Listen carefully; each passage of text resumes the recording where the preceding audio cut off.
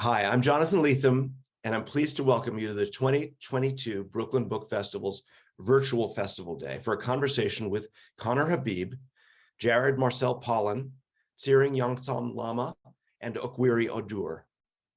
Before we begin, I want to let you know that books by authors in this program can be purchased in the link below. So here's full disclosure.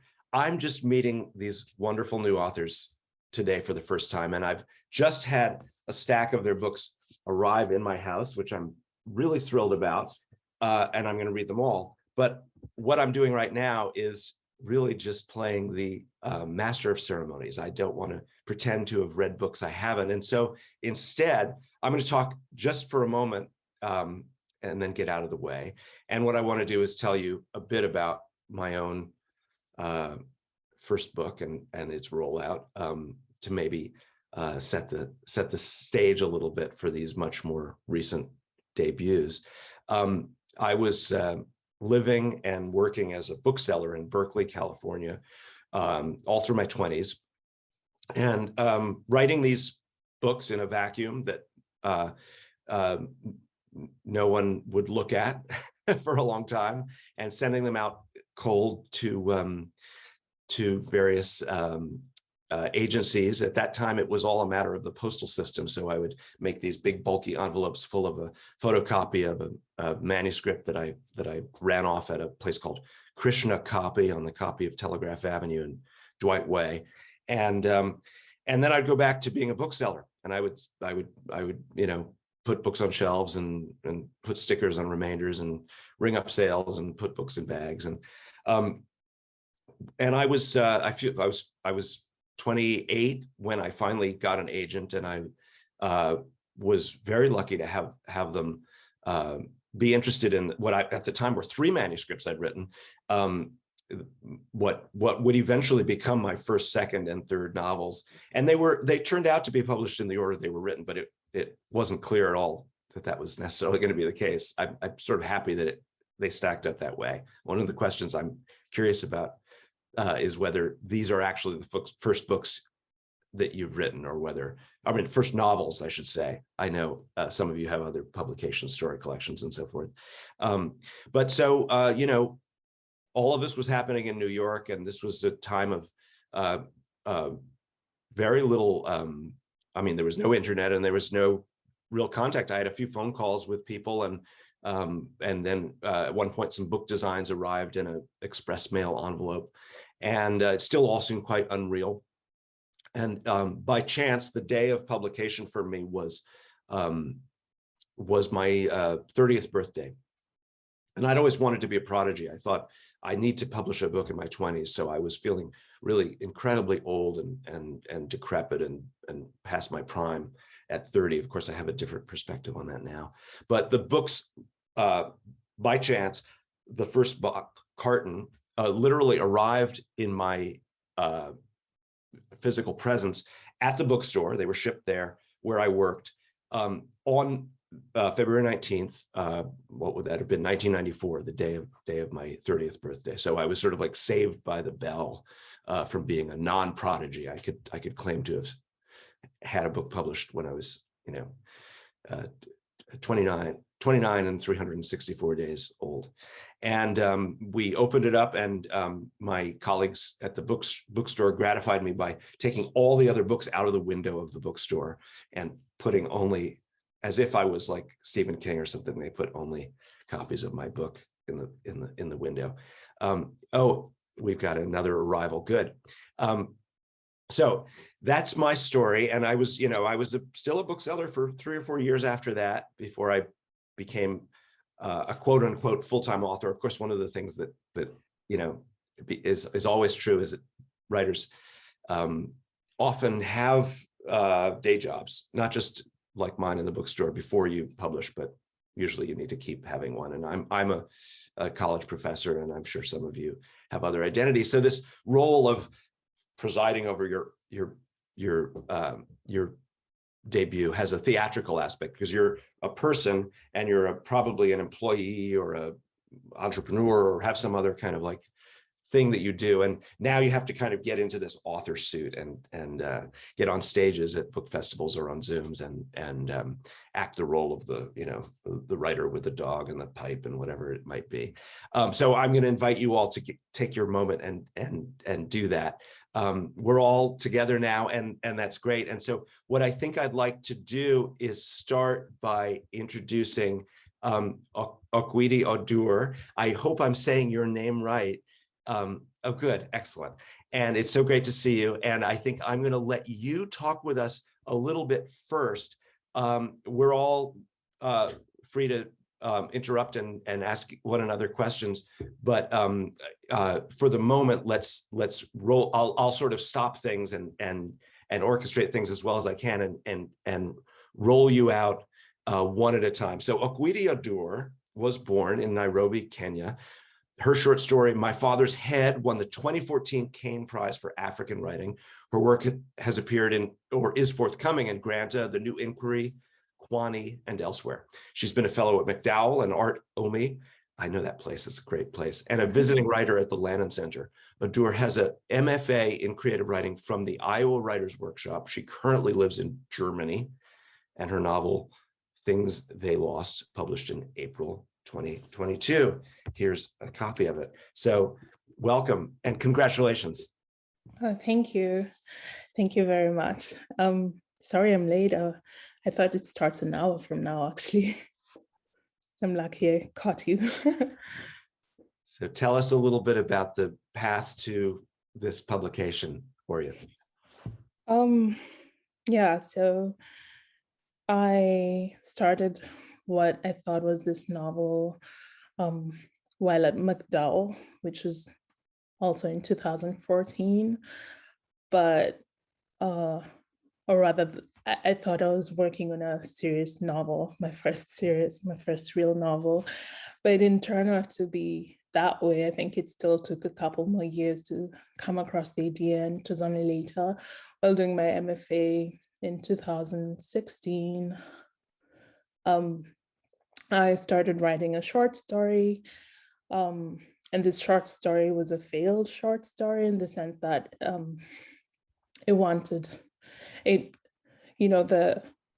what we were learning about storytelling, narrative, plot, character, how these things, elements come together on the page. It wasn't working for me with the story. The story wanted much more from me than I was able to give it at the time. It wanted to be more expansive. It wanted, I don't know, I guess more time to sit with the characters and develop them and learn them. And it was a story about this creature that was wriggling through the air and observing its mother and choosing its mother for itself, and really having this very close, almost claustrophobic relationship with its mother, just observing things and learning things about itself, but also having so many memories from the past, although it's not a creature that exists in physical form. So it was an unsuccessful short story, but became something that wouldn't leave me alone. And so afterwards, I got good feedback in the MFA while workshopping the story, that maybe you could spend more time with the story and develop it into something, long form. And that's what I ended up doing. Ended up maybe coming back to old characters that I had written about. I'd been writing for a while, maybe 10 years at this point, 15 years. I started writing as a child. And so some of the characters that I created and some characters that I had from memory as a child, in the place I grew up. And so I started working on the long form, taking the story that I was working on, but also incorporating elements from past works, past memories, past, and so that's that's how the book was born. It's terrific. Thanks. Yeah, I've been in that workshop and I've led that workshop where people look at something and they say, well, maybe it should be longer. And you see this Right. look across the author's face, Yeah. no, and they sort of don't want to hear that. And Yeah, and at first you think, maybe they don't get what I'm trying to do. It's very difficult to hear this kind of feedback in the moment, but I think the longer you sit with it, and I guess you get used to it as a writer, to separate yourself from your work. Absolutely. Well, let me bring another one of our new authors in. Conner Habib hosts the podcast Against Everyone with Conner Habib, which features conversations with artists, intellectuals, and countercultural figures, and covers topics as wide-ranging as punk rock, philosophy, pornography, and occultism. His non-fiction writing has appeared in multiple online and print magazines. He lives in Ireland. Hawk Mountain is his first novel, and here it is. And I have a tiny question for you to start off. Did they deliberately evoke, this is a gorgeous jacket design, and it reminds me of the look of some older book. I think it's either the first edition of Salinger's of Catcher in the Rye. Is that it? Yeah. Yeah, it's definitely a sort of knockoff of Catcher in the Rye, and Catcher in the Rye, as well as a separate piece and a few other books for young adults that a lot of Americans read in high school when I was a kid, are quoted or featured in the book. Yeah, so it's good, well spotted, and welcome and congratulations, Conner. Yeah, thank you, and hi everybody. Yeah, I mean, I guess we can start wherever we want on the sort of origin story of this book. I mean, I started writing a novel when I was 8 years old, not this novel, thankfully, but I started writing. I remember reading a fantasy novel which was called The Artifact of Evils by the guy who created Dungeons and Dragons. And I remember it started like in the middle of a battle scene, and I was like, whoa, you can start without exposition. You can actually just sort of drop right in and start there. And it was so electrifying. And my mom had like an Apple IIc computer, so I ran to that and started writing. And like you, Jonathan, I think I had an idea of being a writer before I was 30, but I'm 45 now, and this book came out this year. And this is my first novel. I mean, I took 10 years being a gay porn star, so that took up a good amount of my time. And I also have a podcast, and that's my sort of primary job right now, is podcasting. But the author stuff is overtaking that. The book itself first sort of had its first iteration as, like you, Okwiri, in an MFA workshop. But I think I had a different response than you, maybe. Perhaps what had happened in it was I brought in the story. So I'd been thinking about a bunch of things at the time. One, I was thinking about melodrama. I was really into melodrama, the films of Rainer Werner Fassbinder and Douglas Sirk, and these really melodramatic filmmakers. I was really into Patricia Highsmith, and I thought, like, well, what could be more melodramatic than violence? This sort of exaggerated gesture that would nevertheless tell us a true thing. I was also reading a lot and studying a lot about people who were indigenous to the area that I was living in at the time, in Amherst, Massachusetts, and then just sort of learning about Native American residential schools, and thinking about schools and education in general as an overall kind of harm for people. Now, obviously, the regulations and oppression people face in residential schools in the US are quite a particular set regulations, oppressions, all that kind of stuff. But I was thinking about it as a sort of overall concept as well. And of course, you know, I was in an MFA program and I hated school. So I'm sure maybe that was like poking through a little bit. I wasn't having a great time. And so, you know, obviously I'm not equating those things, but, you know, I was not having a great time. So this emotional stuff was coming through. And all that started sort of figuring its way into like, I want to write something about all of this. But I didn't quite have that, you know, you have that moment where you're like, you know, something turns and then the story starts to unfurl from it and you try to chase it down. And what had happened was I was thinking about when two people see each other out of place, what happens. So for instance, if you know someone in your town, you see them around and you love them, or no, how about this? You see someone around town and you quite dislike them. And then you're like in Florida or something and you bump into them and you're like, oh, hey, how you doing? And all the animosity seems to go out the window. Like it doesn't matter anymore. It's the seeing them out of place. And I thought, well, maybe that means in some way that our animosities are performed. And does that also mean that our friendships and loves are performed in a certain way? And what would happen if two people met and one was performing and the other wasn't? So I wrote this story for my MFA program, which was a really horrible thing to do to your student, your fellow students, which was a 45-page long story. And I brought it in and they just hated it. Like they hated it. And my one of my classmates said, you disgust me. And my professor refused to comment on it. She said, I don't read this sort of thing, so I have nothing whatever to comment on it. And it was very like, all right. But I kept thinking about the characters over about all this time. And eventually I moved to Los Angeles. And, you know, as anyone who lives in Los Angeles does, you know, you can have the most boring story in the world and thinking you should make it into a screenplay if you live in Los Angeles. So that's what I did. I tried to turn this story, which I'd been thinking about for about 15 years, about two men who meet on a beach after one of them was, you know, bullied as a high school student by the other. They meet 15 years later.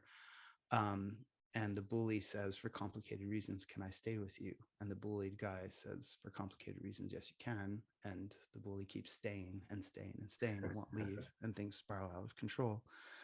But it failed as a screenplay. But the cool thing about a screenplay is you have interior, exterior, day, night.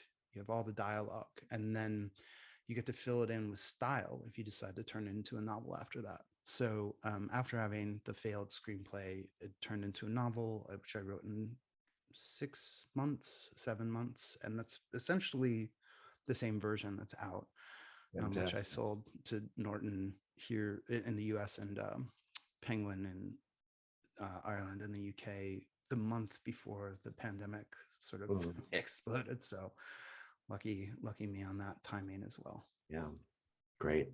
Thank you. So let me bring in another. Tsering Yangzom Lama's debut novel, We Measure the Earth with Our Bodies, was a New York Times summer reads pick and has been longlisted for the Toronto Book Award and the Center for Fiction First Novel Prize.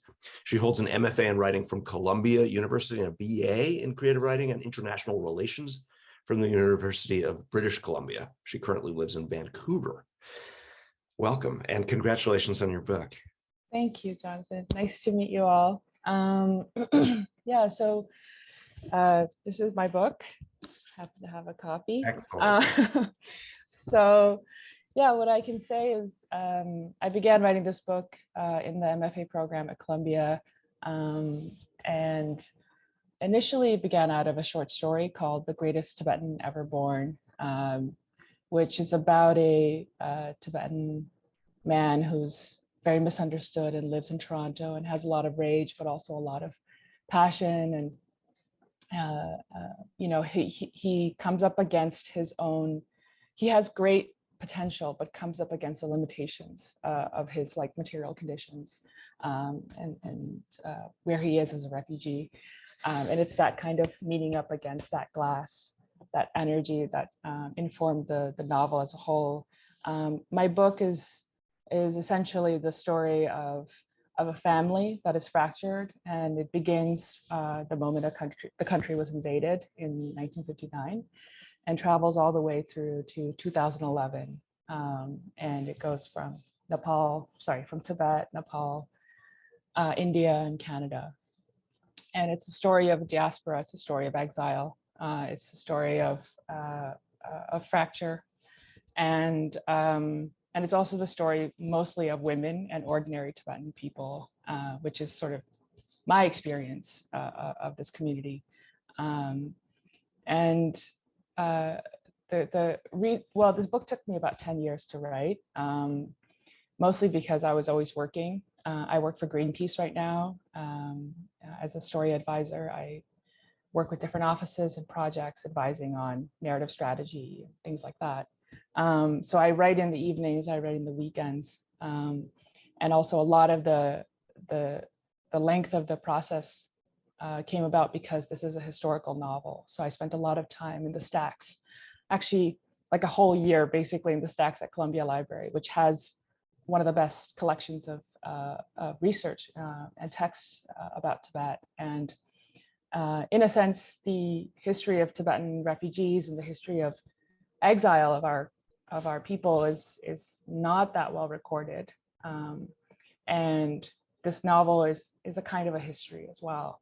And in my sort of travels touring for this book, I've met with Tibetan people who've said like, oh, you know, we don't think that that period of our lives are important. You know, it doesn't seem like that matters. But I was sort of insisting that it does matter. And a lot of this novel takes place at a refugee camp in Nepal, about 5 hours outside of the capital. So it's really, really a place that's quite invisible. And I wanted to give it attention and, you know, make it matter and blow up those people's lives and render them in art. So it's been a long, slow process for myself, recovering a lot of history. You know, I traveled to the border of Tibet and Nepal, which was a trek to sort of trace the journey of people like my ancestors, my grandparents who fled to understand the landscape, because I physically cannot go to Tibet, which most Tibetans can't get a visa.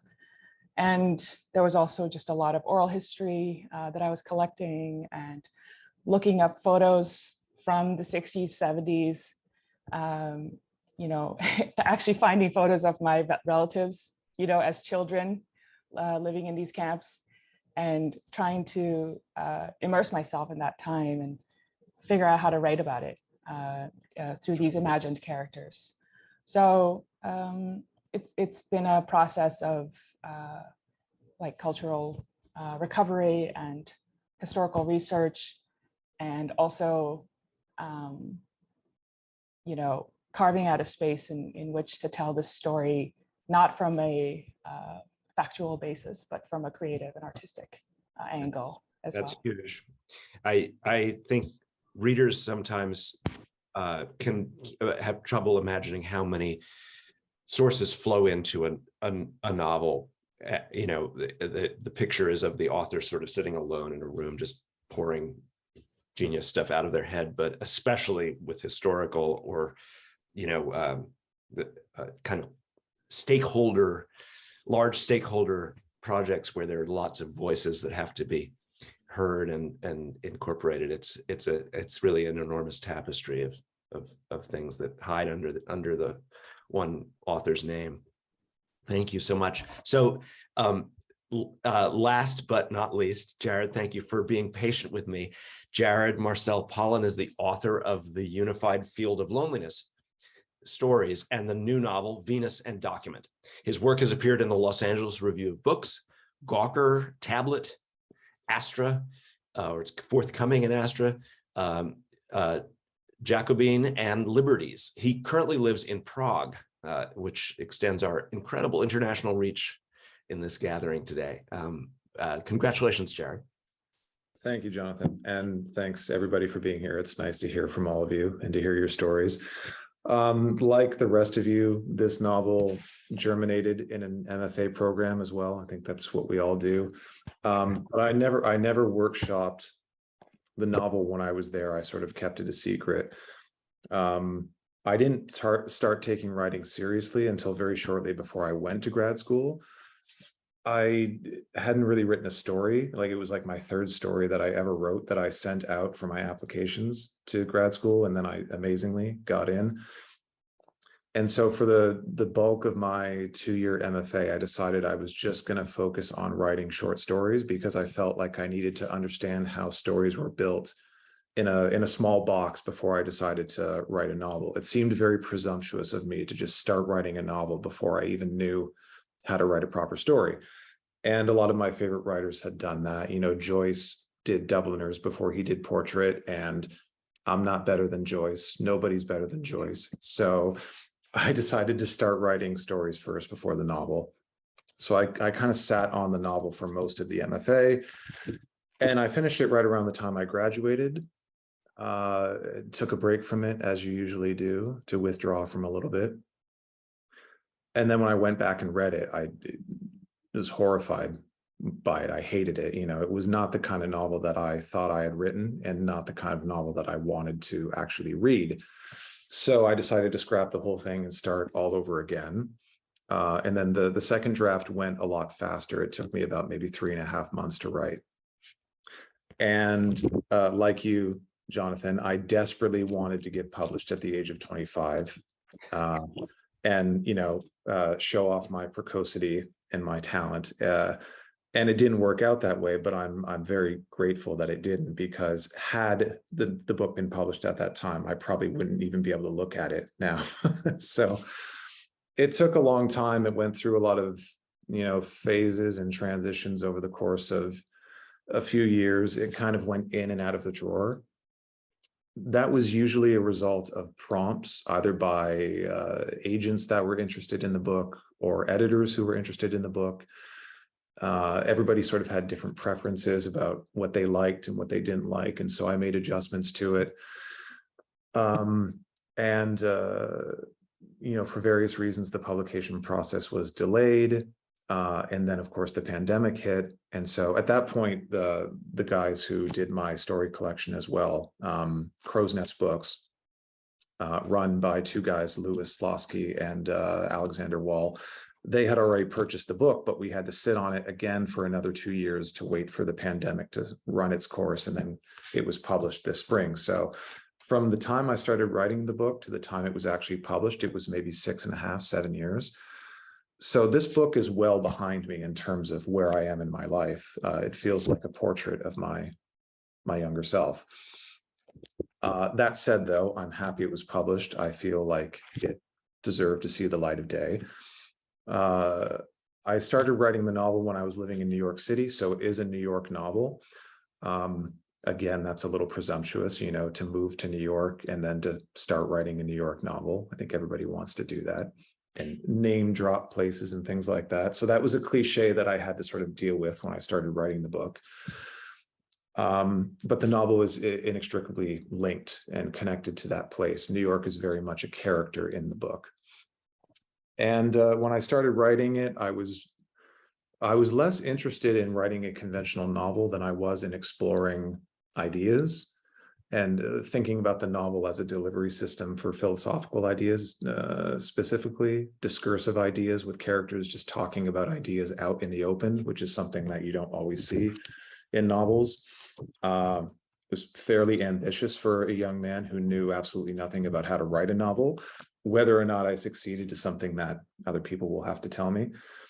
But that was the motivation or the prompt for this book originally. It wasn't so much that I wanted to start writing my first novel. It was, I wanted to write a longer thing that dramatized the expression of certain ideas that I was interested in at the moment. And some of the people who have read the book, especially friends of mine, have told me that the book kind of reads like a long essay at times. Yeah, and And to your question earlier about whether or not this was your first book or the first book that you had written, it was indeed my first book, but I wrote a whole other novel before the book was actually published. So there's another one sort of in the can right now waiting to go. But yes, this was indeed my first novel. That's great, Conner. Yeah, something you alluded to, I think, is another feature of this experience for me, and I suspect for all of you, is that it's very, when you're asked suddenly to represent a published book, it's as if people expect you to have just written the last sentences that morning before they meet you. And often you are having to project yourself backwards into a framework of experience, or the person you were when you wrote the book, that has been overwritten by some new project or some new experience. And of course, I think the pandemic may have exaggerated that for several of you, probably, that the books become bridges into your own past selves. And then you have to figure out how people are relating to them now, and kind of act as if you can account for what they're reading. Yes, absolutely. You have to be a kind of shill for your former self. This is all really great. Well, if you have any questions, one for the other, I think people would be extremely interested to hear you interact, rather than having me set all the parameters of the conversation. But I also can ask more questions if you'd like.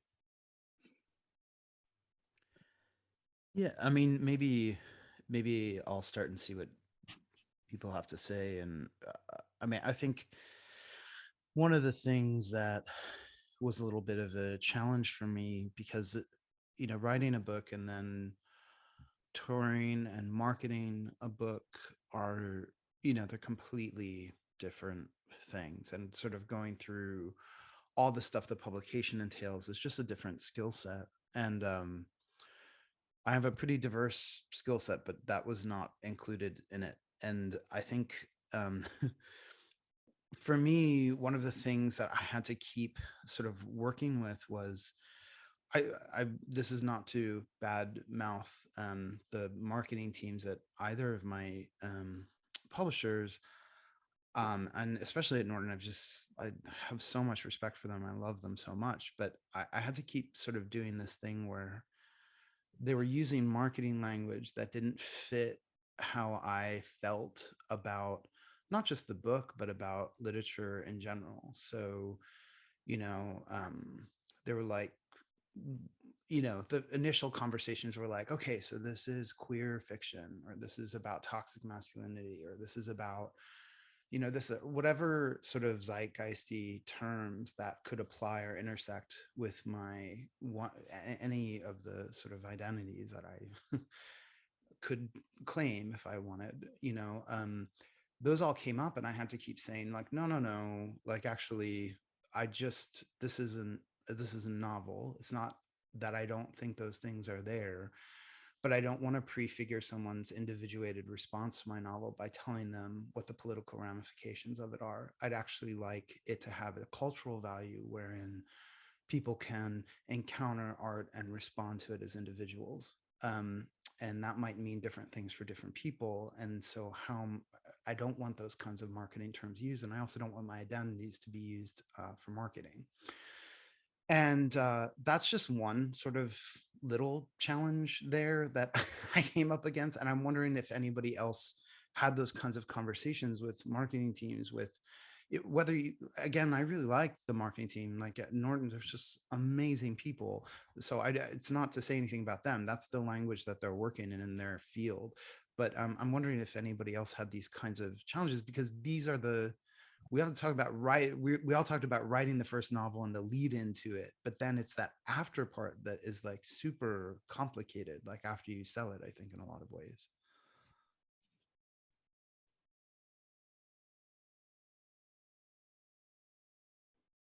I'll jump in, Conner. I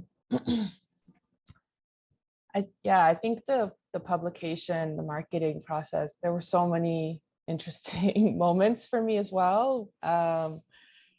not just in terms of how the publisher chooses to frame things, which I agree that, you know, focusing things in on a specific identity marker, you know, that's something that I also was quite wary of, and wanted to avoid. And I think there is a lot of attention and pressure on that, especially if you come from I guess a non-central background, or like a marginal background in some sort.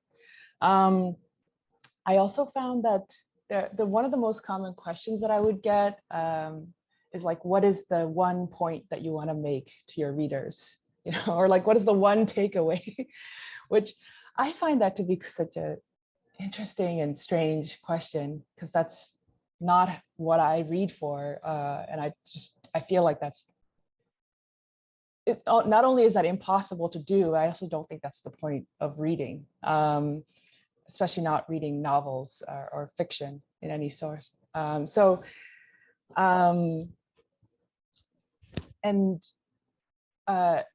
also in terms of how a book is reviewed, right? So there's one thing about how a book is produced, or whether it gets through the gatekeepers, which is like, has been the focus of so much conversation. But even once it's out in the world, how is it received? And how is it read and reviewed? I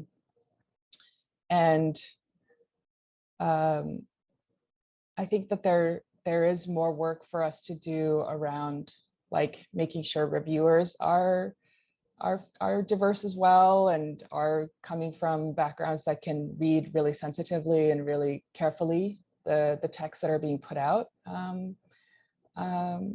So, you know, I find myself thinking about this all the time, and I have had to step in and say, I don't want myself to be presented this way, even by festivals and stuff like that. It's not something I ever expected. It wasn't a thing I thought about, I guess, in this part. I was sort of like, well, the book is itself, you know, people will experience it itself. But of course, we're in this like industry. So yeah. Thank you. We've got time, alas, for just another comment or two. It's really great hearing from all of you, and I know the audience, I'm sure, would also feel that if we could go so much longer. Does anyone have a last thought or two, Jared or? Well, to the last question, I would say that I was very lucky in getting the publisher that I did for this book, because the guys that I worked with closely on preparing the book for publication are both based in philosophy departments, and there's a lot of philosophy in this book, and they were very willing to meet me on my own terms and understand the book the way I felt it deserved to be understood and promoted.